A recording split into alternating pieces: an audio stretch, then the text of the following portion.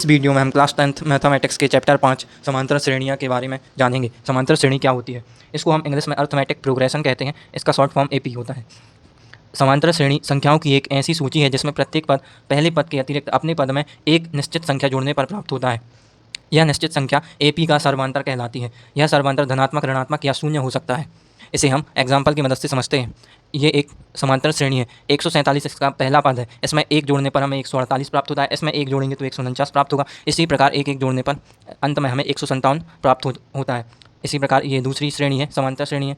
950 इसका पहला पद है। इसमें से 50 घटाएंगे तो 900 प्राप्त होगा। 900 में से 50 घटाएंगे तो 850 प्राप्त होगा। 850 में से 50 घटाएंगे तो 800 प्राप्त होगा। इसी प्रकार 50 घटाते जाएंगे तो अंत में हमें 50 प्राप्त होगा।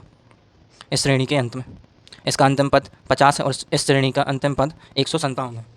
अब इसके बाद हम यहाँ पर जो सर्वांतर है वो है 147 और 148 के बीच। 148 में से जब हम 147 को घटाएंगे तो हमें 1 मिलेगा। 149 में से 148 को घटाएंगे तो 1 मिलेगा। तो इसका सर्वांतर 1 है। इसी प्रकार 950 और 900, यानी 900 में से हम 950 को घटाएंगे तो हमें ऋण 50 प्राप्त होगा। 850 में से 900 को घटाएंगे तो हमें ऋण 50 प्राप्त होगा। इस प्रकार इसका सर्वांतर ऋण 50 है। अब इसके बाद हम एपी यानी समांतर श्रेणी अरिथमेटिक प्रोग्रेशन का व्यापक रूप समझते हैं। इसका ये श्रेणी है ए प्लस डी और a+2d a+3d। इसी प्रकार ये आगे बढ़ती जाएगी। इसका पहला पद ए है और सर्वांतर डी है।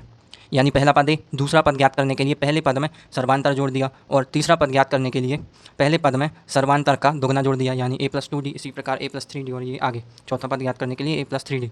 अब इसके बाद समांतर श्रेणी परिमित होती है यदि उसमें पदों की संख्या परिमित हो, और यदि वह पदों की संख्या परिमित नहीं है, यानी एपी परिमित नहीं है, तो वह अपरिमित एपी होगी, यानी अपरिमित समांतर श्रेणी होगी।